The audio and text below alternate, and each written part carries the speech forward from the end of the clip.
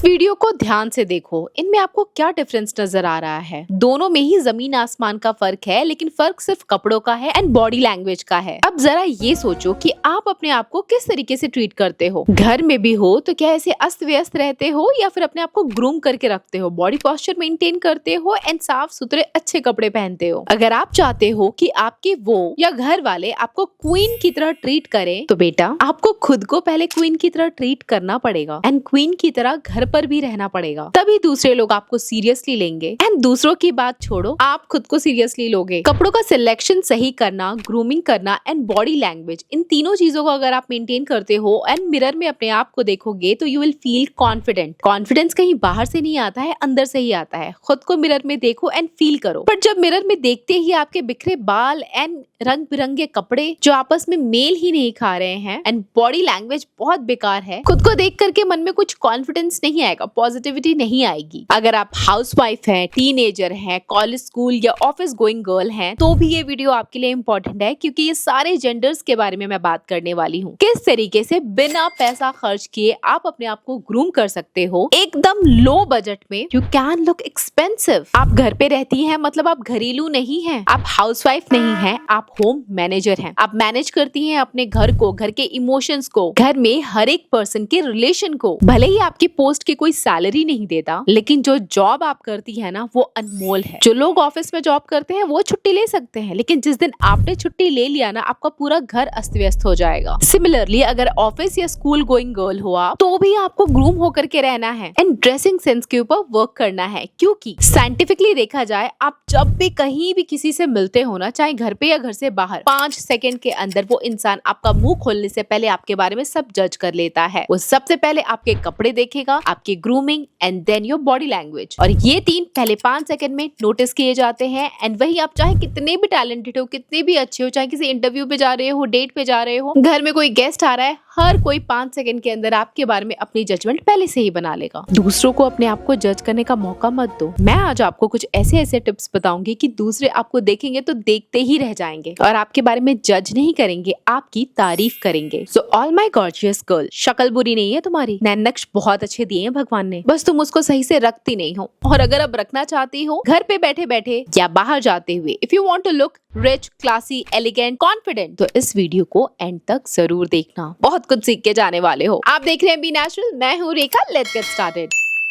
हम में से 90% लोग घर में इस तरीके से ही रहते हैं और फिर सोचते हैं कि यार हम लाइफ में सक्सेस क्यों नहीं पा रहे, हमारा मूड हमेशा उदास क्यों रहता है, हम चिड़चिड़े क्यों रहते हैं, मन में कोई मोटिवेशन नहीं, दिल में कोई हंसी खुशी हैप्पीनेस नहीं, आखिर लाइफ इतनी डल क्यों है। बहन, लाइफ इसलिए डल है क्योंकि आप अपने ऊपर जरा सा भी टाइम इन्वेस्ट करते ही नहीं। मैंने कहा ना, अगर क्वीन ट्रीटमेंट चाहते हो, कोई आपको महारानी के जैसा ट्रीटमेंट दे, तो महारानी घर पे भी बन के रहो और बाहर भी। मैं पहले ही बता देती हूँ, मैं कोई भी एक्सपेंसिव ब्रांड, महंगे कपड़ों की बात नहीं कर रही। This is about self respect. जब तक आप अपनी खुद की सेल्फ रिस्पेक्ट नहीं करोगे, दूसरा सामने वाला नहीं करेगा। खुद की सेल्फ रिस्पेक्ट करनी है तो जो बॉडी भगवान ने दी है, पहले तो उसको अच्छे से ग्रूम करके रखो। देखो, सबसे पहले ध्यान रखो कि इस तरीके के प्रिंट वाले कपड़े नहीं पहनने। मतलब आप ध्यान दो, ऊपर भी प्रिंट है, नीचे भी प्रिंट है एंड दोनों प्रिंट आपस में मेलजोल नहीं खा रहे हैं एंड कलर कॉम्बिनेशन भी अच्छा नहीं लग रहा। बहुत ही भरा भरा सा ड्रेस लग रहा है। और अक्सर हम लोग ऐसे करते हैं, palazzo and shirt, T shirt वगैरह पहन करके घूमते हैं, वो उतना ज्यादा अच्छा नहीं लगता है। इसको थोड़ा इम्प्रूव करके अच्छा सा एक नाइट सूट अपने लिए ले सकते हो। अगर घर पे हो तो नाइट सूट पहनो। बाल ऐसे मैसी मत रखो, हमेशा आपके बाल नीटली कोम हो, या तो चोटी बना लो या खुले रख लो, या इस तरीके का सुंदर सा क्लचर लगा लो। छोटा सा earring, lip balm, nude lipstick. ये जो लिपस्टिक लगाई है ये बहुत न्यूड है, आपकी स्किन टोन को सूट करे ऐसा एक लिप ग्लॉस। और इस तरीके के स्लीपर्स की बजाय आप इस तरीके का एस्थेटिक स्लीपर ट्राई करो। बस इतना सा ही चेंज किया एंड पूरी वाइब ही चेंज हो गई यहाँ पे। सिमिलरली अगर आप किसी इंडियन ड्रेस को स्टाइल करना चाहते हैं तो try this. Simple sober elegant look के लिए white, of white, simple pastel colours बहुत अच्छे लगते हैं। अब जो यहाँ पे मैंने कुर्ती ली है, इसके अंदर भी प्रिंट वर्क आपको दिख रहा है, लेकिन ये प्रिंट आंखों को सूदिंग लग रहा है। अब इस पूरी ड्रेस के साथ जो मैच कर सकता था वो था व्हाइट सैंडल एंड मैंने यहाँ पे प्लेटफॉर्म सैंडल पहनी है। आगे भी हील, पीछे भी हील, बराबर हील, पैरों में दर्द नहीं होता है। दुपट्टे को अच्छी तरीके से स्टाइल करना। छोटा सा इयररिंग, नेक एकदम पास में है, ज्यादा डीप नहीं है, तो इसके साथ ज्यादा लंबे लंबे इयररिंग बिल्कुल भी अच्छे नहीं लगते, तो एकदम छोटा स्टड वाला इयररिंग लिया है। थोड़े से बैंगल, एक वॉच, दैट्स इट। पूरा लुक एनहांस हो गया। ये तो था इंडियन ट्रेडिशनल ड्रेस। अगर आप कोई वेस्टर्न ड्रेस पहनना चाहते हो तो ये जो मैंने मोनोक्रोम ड्रेस पहनी है ना, बॉटम एंड टॉप दोनों बेज कलर में है, व्हाइट स्नीकर्स हैं, ये बहुत ही अच्छा फॉर्मल अटायर लग रहा है। इनफैक्ट आप इसको किसी भी कैजुअल वेयर में भी पहन सकते हो। ट्रस्ट मी, आपके वार्डरोब में इस तरीके की एक ड्रेस तो होनी ही चाहिए, क्योंकि ये ड्रेस हर जगह फिट बैठती है। सारे कपड़े मैंने अमेज़न से मंगाए हैं, मैं ट्राई करूंगी यहाँ पे टैग करने के लिए, आप देख लेना अपने लिए। अब जब किसी पार्टी के लिए आप स्टाइल कर रहे हो ना, तो एक बात का ध्यान रखना कि इयररिंग बहुत बड़े बड़े भारी भारी पहन लिए, नेकलेस बहुत बड़े बड़े भारी भारी पहन लिए, ये भी भारी ये भी भारी, और ड्रेस में भी इतना वर्क हो रखा है, बिल्कुल भी अच्छा नहीं लगता है। आपके पूरे ड्रेसिंग सेंस में एक चीज ज्यादा पॉइंट आउट होनी चाहिए। तो एक इयररिंग पहन लो जो कि एकदम स्टेटमेंट इयररिंग हो, या फिर एक नेक पीस पहन लो जो स्टेटमेंट नेक पीस हो। दोनों ही बहुत ज्यादा बड़े बड़े और सारा अटेंशन ले रहे हैं, वो अच्छा नहीं लगता है। अगर आपने दुपट्टा कैरी किया है, मे बी कुर्ती के साथ, लहंगे के साथ, या फिर अगर आपने साड़ी भी पहनी है और अगर आपको बाल आगे निकालना है, तो दुपट्टा और बाल आगे एक तरफ का बिल्कुल भी अच्छा नहीं लगता है। इस तरह से ये वाली गलती मत करना। एक तरफ अगर आपका साड़ी का पल्लू है तो दूसरी तरफ आपके बाल आगे की तरफ होने चाहिए, तभी आपका लुक बैलेंस दिखता है। बाकी रिसेंटली मैंने कुछ कुर्तीज मंगाई थी अमेज़न से, एक से बढ़ के एक लगी मुझे। बहुत ही रिच, क्लासी, एलिगेंट फैब्रिक भी है और इनका वर्क भी बहुत अच्छा है। सिंपल, देखो चीजें जितनी ज्यादा सिंपल रखोगे उतनी ही ज्यादा अच्छी लगेंगी। गाइस, हमारा घूम रही है मेरे बैकग्राउंड में, वो मुझे शूट करने ही नहीं दे रही, तो उसको इग्नोर करना। जैसे आप लोग मेरी वीडियोस को लाइक और कॉमेंट करना इग्नोर करते हो, सिमिलरली हमारा को भी अभी इग्नोर करना। देखो, वैसे तो ड्रेसिंग सेंस के बारे में मैंने ऑलरेडी इसके 2-3 पार्ट्स बनाए हैं, आपको काफी कुछ समझ में आ गया होगा। नहीं देखी ना वो वीडियो, जरूर देखना, आपको बहुत कुछ सीखने को मिलेगा। अब थोड़ी सी ना बॉडी लैंग्वेज के ऊपर भी बात कर लेते हैं। कितने भी महंगे कपड़े पहन लो, कितने भी सुंदर कपड़े पहन लो, अगर बॉडी लैंग्वेज अच्छी नहीं है ना, तो आप बिल्कुल भी अच्छे नहीं लगने वाले हो। तो कई लोगों को मैंने देखा है बहुत अच्छे से ड्रेसअप होके आते हैं, महंगे महंगे कपड़े पहनते हैं, लेकिन कॉन्फिडेंस नाम की कोई चीज होती ही नहीं है। वो जब बैठेंगे तो अपने हाथों को ऐसे अंदर की तरफ फोल्ड करके बैठेंगे, यहाँ वहां देखते रहेंगे, बहुत सारे एक्सप्रेशंस देंगे, बहुत ज्यादा लाउड हंसेंगे। खुल के हंसना चाहिए, जोर जोर से भी हंसना चाहिए, लेकिन अगर पब्लिक प्लेस पे हो तो दूसरों को आपकी वजह से डिस्टर्ब नहीं होना चाहिए। इसे कहते हैं सिविक सेंस, जो कि अभी हमारा में जीरो सिविक सेंस है, जीरो। देखो, और सॉरी भी नहीं बोलते हैं। सो फर्स्ट ऑफ ऑल, आप किसी भी पार्टी में एंटर करते हो या किसी भी ग्रुप में, मीटिंग में एंटर करते हो, तो किसी भी कमरे के अंदर घुस करके आपको ऑकवर्ड आई कांटेक्ट नहीं करना है कि कोई देख ना ले, चोरी चुपके से निकल करके साइड में निकल लूं, या अपनी बॉडी को एकदम श्रिंक कर लो, एकदम कंधे झुका के और एकदम ऐसे बैठे हुए हो। कंधे तो बिल्कुल यार झुका के मत बैठा करो, बॉडी पोस्चर ही बहुत ही बेकार होता है। Always keep your back straight. मतलब कुछ लोग ऐसे बैठेंगे, देखो एकदम चेयर की एकदम एज पे आकर के बैठेंगे, थोड़ी सी जगह लेके श्रिंक होकर के। नहीं बाबा, एकदम पीछे बैठो, फैल करके बैठो। इतना भी नहीं फैल के बैठो कि बगल वाले को जगह ही मत दो, थोड़ा ओपन अप होकर के बैठो। लेग क्रॉस करके भी बैठ सकते हो। बहुत सारे लोगों को देखा है जब हैंडशेक करते हैं तो इतना ढीला सा उनका हैंडशेक होता है, या फिर कुछ बहुत ही ज्यादा टाइट कर देंगे कि ऐसा लग रहा है कि बॉडी बिल्डिंग का कोर्स करके आ रहे हैं अभी और हम पे अप्लाई कर रहे हैं। दूसरे वाले को अनकंफर्टेबल फील नहीं कराना है। एंड हैंडशेक करते टाइम आई कांटेक्ट होना चाहिए। कभी भी किसी से बात करो, आई कांटेक्ट होना बहुत जरूरी है। पता है, एक टाइम था जब मैं भी घर से बाहर निकलती थी ना, मैं नीचे देख के जाती थी, नीचे देख के आती थी, मैं लोगों से आई कांटेक्ट नहीं करती थी। और मैं भी कभी किसी भीड़ में जाती थी या ग्रुप में या मीटिंग में, तो श्रिंक होकर बगल में कहीं ऐसी जगह छुप जाती थी कि लोग मुझे देख ही ना पाए। बट नहीं यार, जब अपने आप को क्वीन मान ही लिया है तो श्रिंक होने की जरूरत नहीं है। Take your own space. Eye contact करना बहुत जरूरी है, लेकिन आई कांटेक्ट करते टाइम भी बहुत सारे लोगों को देखा है जो एकदम स्कैन करते हैं सबको, या फिर घूरने लग जाते हैं, दूसरे को अनकंफर्टेबल फील कराते हैं। नहीं, आपको थोड़ा देखना है उनको, थोड़ा इधर उधर देख लो, जो वो बोल रहे हैं उसका रिप्लाई भी करते रहो। एकदम बुत बन के ऐसे मत बैठ करके उनकी बात सुनो। तो ये सब बॉडी लैंग्वेज की छोटी छोटी चीजें हैं जो कि काफी इंपॉर्टेंट होती है। इसके बारे में कोई बात नहीं करता, कोई नहीं बताता, मुझे किसी ने नहीं बताई। वक्त के साथ मैंने सीखा एंड तब जाके समझ आया। और ये सारी चीजें जो मैं आपको इस तरह की वीडियोस में बताती हूँ, ये हर जगह काम आती है। आप किसी इंटरव्यू में जाओ, मीटिंग में जाओ, लोगों से मिलो, किसी पार्टी में जाओ, आपके घर में कोई आ रहा है या आपके दोस्त हैं, या घर परिवार के सामने भी, मतलब अच्छे से प्रेजेंटेबल होकर के रहो, पुट टुगेदर रहो। ग्रूमिंग टिप्स को फॉलो करो, हर किसी को फॉलो करना चाहिए। Male, female, girl, boy, young, old, everybody should follow these all tips.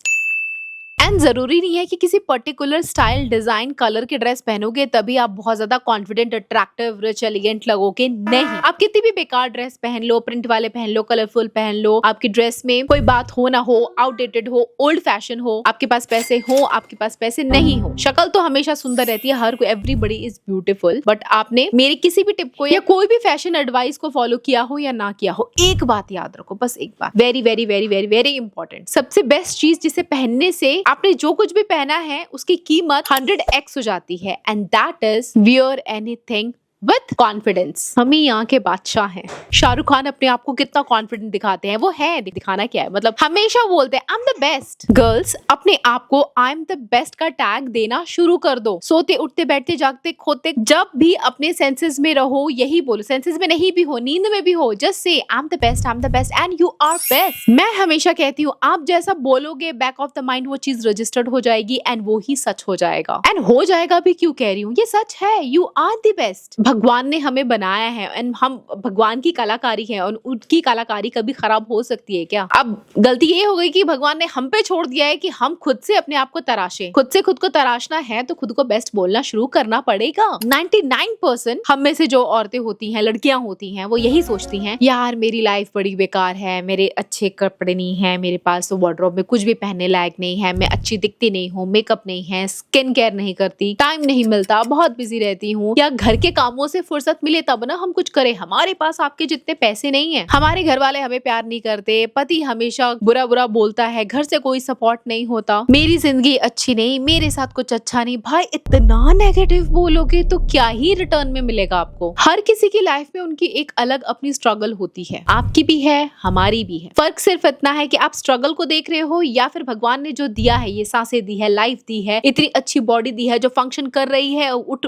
बैठ रहे हो, चल फिर रहे हो, सोच सकते हो, दिमाग से कितना कुछ कर सकते हो। किसी के ऊपर निर्भर क्यों रहना है? लड़कियों के ऊपर तो बहुत गुस्सा आता है मुझे, सच में उन लड़कियों पे बहुत गुस्सा आता है जो शादी से पहले पिता के ऊपर, शादी के बाद पति के ऊपर निर्भर होकर के बैठती हैं, अपनी जिंदगी को हमेशा कोसती रहती हैं। भाई तुम कमजोर नहीं हो, अपने आप को इतना कमजोर, अबला नारी, अत्याचार से मारी ऐसा बोलना बंद करो। उठो, नहाओ धो, अच्छे कपड़े पहनो, ग्रूम करो, बॉडी लैंग्वेज अच्छी करो और अपने ऊपर कुछ वर्क करो। आज का ऐसा टाइम है, हर कोई सक्सेस पा सकता है। You just need consistency. कोई भी एक चीज पकड़ लो, उस चीज को करते रहो करते रहो करते रहो। आप फेल हो रहे हो तो भी करो, फेल होगे तो पता चलेगा कि इस तरीके से नहीं करना है, नहीं तो गलती हो जाएगी। दूसरा तरीका आप देखो, तीसरा देखो, बस करते रहो, शिद्दत से करते रहो, पीछे पड़ जाओ उस चीज के लिए, प्रयत्न करते रहोगे, अभ्यास होगा एंड यू विल सक्सेस।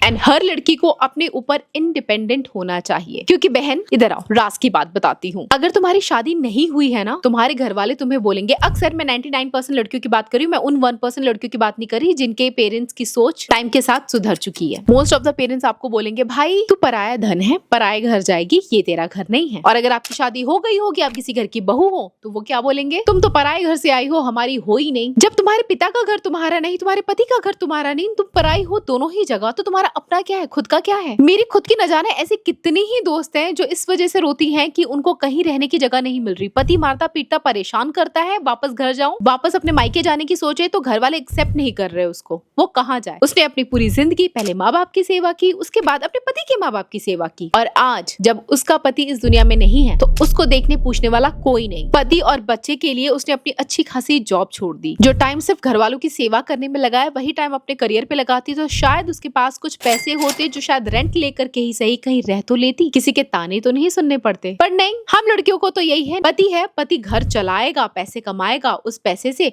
मैं अपने घर का देखभाल करूंगी, गृहिणी बन के रहूंगी। यही सब देख देख करके मुझे बहुत गुस्सा आता है, और इसीलिए मैंने मेरी रील में भी बोला था कि मेरी बेटी की शादी के बाद मैं उसको उसके ससुराल नहीं भेजूंगी, नहीं जाएगी मेरी बेटी ससुराल। और मैं मेरे बुढ़वी होने वाले दामाद को घर जमाई बनाने की बात नहीं कर रही, कभी नहीं। ना मेरी बेटी जाएगी ससुराल, ना ही मेरी बहू आएगी यहाँ ससुराल। दोनों ही बच्चे, लड़की हो या लड़का हो, शादी के बाद अपना अलग घर लेंगे, अपना अलग घर बसाएंगे, जहाँ उनकी अपनी यादें होंगी, जहाँ उनको डिस्टर्ब करने वाला कोई नहीं होगा, जहाँ उनके ऊपर हमारा बोझ नहीं होगा। देखो बच्चे हम माँ बाप अपनी मर्जी से पैदा करते हैं, फिर क्यों बोलते हैं कि बच्चे हमारे बुढ़ापे का सहारा? अरे हमने उनको पैदा किया है, क्यों मैं चाहूँ कि वो मेरा सहारा बने और बुढ़ापे में मेरी देखभाल करे? अपने ऊपर इतना वर्क करो कि बुढ़ापे में भी खुद का ध्यान रख पाओ, और नहीं रख पाओ तो इतने पैसे हो कि एक हेल्थ केयर प्रोवाइडर रख पाए। देखो वीडियो थोड़ी सी ऑफ टॉपिक जा रही है, लेकिन अगर आप गहराई से समझोगे तो समझ पाओगे कि मैं कहना क्या चाहती हूँ। मैं चाहती हूँ इनफैक्ट हर औरत को, हर आदमी को, हर गर्ल बॉय को अपने ऊपर निर्भर होना चाहिए, किसी और के ऊपर नहीं। शादी से पहले अपना खुद का घर होना चाहिए। अगर आप खरीद नहीं सकते हो तो किराए पे ले लो, लेकिन शादी की नई मेमोरीज एक नए घर से शुरू करो, किसी और के घर में किसी और की मेमोरीज के साथ नहीं। कहते हैं कि अगर लड़की शादी के बाद ससुराल नहीं जाएगी तो उसके सास ससुर की देखभाल कौन करेगा? तो भाई ये बताओ, लड़की भी तो अपने माँ बाप को छोड़ करके आई है, उसके माँ बाप का ध्यान कौन रखेगा? उसके माँ बाप को क्या कोई अमरता का वरदान मिला है कि वो कभी बीमार नहीं पड़ेंगे? उनको जरूरत नहीं है बच्चे की देखभाल की। कितना दोगलापन है हमारे समाज में। मुझे पता है इस बात के लिए मुझे बहुत सारी गालियां पड़ने वाली है कमेंट सेक्शन में, पर लोगों में कॉमन सेंस ही नहीं है। लड़कियां औरतें हो करके कुछ औरतें ये चीज बोलने वाली हैं, हाँ तुम लड़कियों को बिगाड़ो मत, ऐसी शिक्षा मत दो। क्यों ना दूं? मैं खुद की लड़की के लिए और लड़के के लिए कह रही हूँ, मुझे नहीं चाहिए मेरी बहू आकर के मेरी सेवा करे,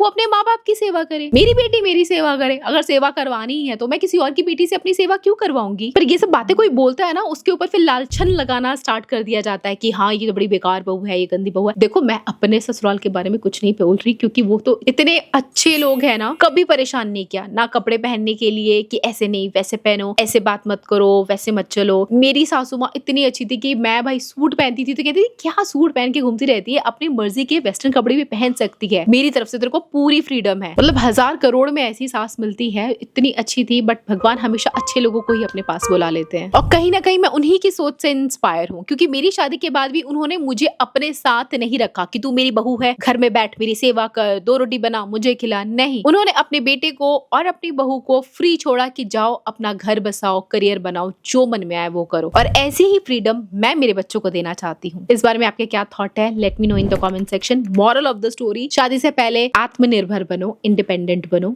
ठीक है। और वो बनने के लिए आपको कुछ grooming, dressing and body language के ऊपर वर्क करना पड़ेगा, क्योंकि भीड़ बहुत है यहाँ, एक ही चीज के लिए बहुत कंपटीशन है। आपको वो चीज तभी मिलेगी जब आपको बेसिक चीजें पता होंगी, जब ये सारे टिप्स आपको पता होंगे तो आप हजारों में से अलग निकल करके आओगे। और ये सब चीजें आपको पता चलेंगी, फ्री में आपको नोटिफिकेशन आएगा, फटाफट से मेरी वीडियो देख पाओगे अगर आप इस चैनल को सब्सक्राइब करोगे तो, क्योंकि इस तरह की बहुत अच्छी अच्छी बातें मैं आप लोगों के साथ अक्सर करती हूँ, जिसने मेरे बहुत सारे सब्सक्राइबर्स की जिंदगी में चेंज लाया है। आपके वो प्यारे प्यारे कमेंट्स, डीएम मैसेजेस आए दिन मुझे मिलते हैं, जिससे आई फील रियली ग्लैड कि मैं अपनी जिंदगी में कुछ अच्छा कर पा रही हूँ, वो भी पूरे मुफ्त में। इस चीज के मैं आपसे पैसे नहीं ले रही। ये ज्ञान जो मैं इतने सालों के एक्सपीरियंस से मुझे मिला है, वो मैं आपको यूं ही बैठे बैठे बता पा रही हूँ। जो लगभग मेरी 30 साल की जर्नी में मैंने सीखा है, वो आपको हार्डली 10 मिनट की वीडियो में समझा के जा रही हूँ। आप मेरी किसी भी बात से अग्री कर सकते हो, डिसअग्री कर सकते हो। I am open for your opinion. Let me know in the comment section. यहाँ तक वीडियो देखी है तो थैंक्स फॉर वॉचिंग। पार्ट 4 के लिए कमेंट पार्ट 4। मैं आपसे फिर मिलूंगी, तब तक के लिए बाय गाइस।